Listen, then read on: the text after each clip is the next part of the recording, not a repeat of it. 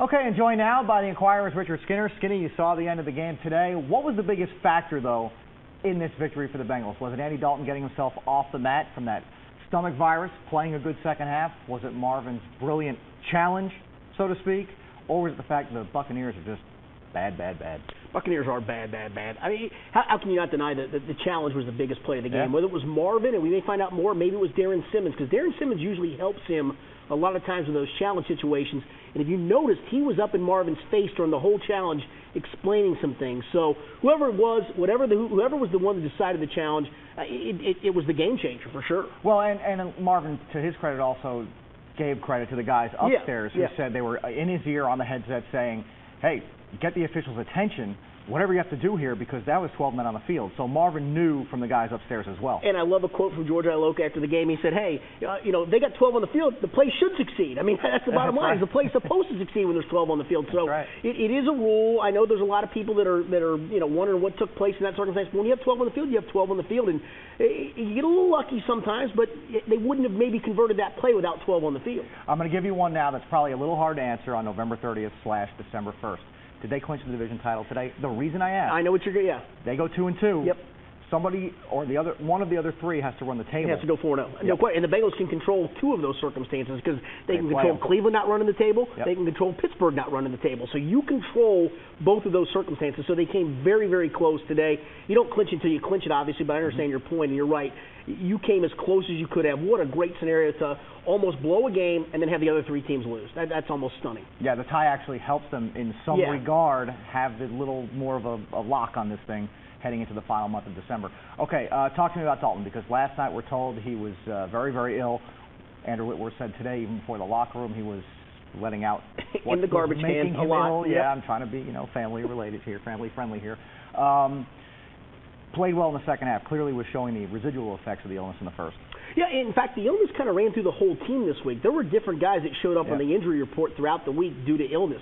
So obviously something was going through that locker room. You were in there, I was in there. Hopefully we're not going to catch either one of those things at some point. But, I mean, he was so bad in the first half. And some of it, sure, you can argue it was the illness. That being said, I mean, he made some really bad decisions. I don't know if there was a miracle cure at halftime, for goodness sakes, that kept him from making those bad decisions. But the decisions in the first half were just really bad on his part. I'm going to take one off his shoulders, though, the one before the half. He was trying to throw it away. But you've also got timeouts. You've got field position. Run the football there a little bit. Maybe. I'll give you a little bit of that. And some of that's true. But, the first throw he made was completely inaccurate. It was totally behind A.J. Green. The one in the end zone was right in the double coverage. The third one, I think he was trying to throw it away. He didn't quite get it there enough. But the second half, I mean, he made a lot of big throws. Let's not forget in the second half, they had a bad penalty, I thought, on A.J. Green for pass interference. I thought was a horrible call. They had Mohamed Sanu, the very next play, drop a perfectly thrown ball down the seam that would have been a first down. Andy in the second half was great. Will we continue to see this two-headed monster running back now for the rest of the way? Because, I mean, not only is it effective, but you're preserving both guys. Yeah, but the only thing is I'm not sure either guy gets into a rhythm. That's the only part for me I'm not sure I get. And the one part is that they're trying to let those guys stay for extended plays. And they're trying to let them in for extended series of plays to get them in some sort of a rhythm. And I think they really wanted Jeremy Hill to close the game out just like they did last week. But the box was so stacked he wasn't able to do it. The one part is you're right. It does keep them both fresh. The only nick I would say in the armor to that is, do they get in a rhythm, either one of them?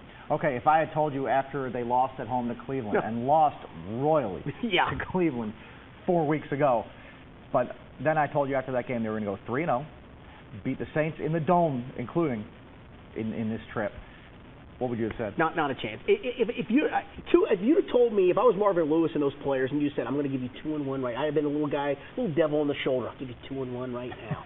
Would you not have taken 2-1? Oh, you sign up for that in a second. Absolutely. And to go then and win the three in a row on the road, and granted it was Ryan Mallett who was terrible, and granted today Tampa Bay just simply wasn't very good, but to start that off with the win in New Orleans and then run the table with that, you don't have teams in this league that can win 3 in a row at home a lot of times this year, and you won 3 in a row on the road. It's huge. Yeah, quality wins, no doubt about it. And now they are really in the catbird seat for this division because again they can go 2-2 and really be in good shape. And look, 2-2 might be the finish. you're looking at Cleveland, Pittsburgh, Denver.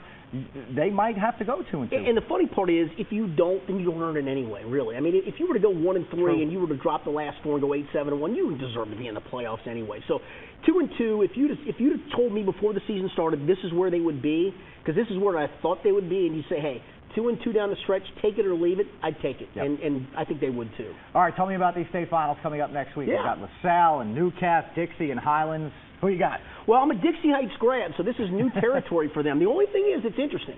They're the last team to beat Trinity in the playoffs in Northern Kentucky. The last Northern Kentucky team to beat Trinity in the playoffs. So they got a chance to make history. Newcastle, it's amazing that they're back there again. Highlands is always there. And LaSalle, I saw them. I did a game on radio, the last regular season game against Elder, and thought they might be the best Division I team in the state, let alone the best Division II team in the state. They are tremendous. By a field goal to St. X, that's the only difference between them and perfection. And that'll tell you how good they are. To almost do what they did and run the table in the GCL South and the other 3 Division I's, they're really good. Lancers seem like a team of destiny. Thanks, Skinny. We appreciate it.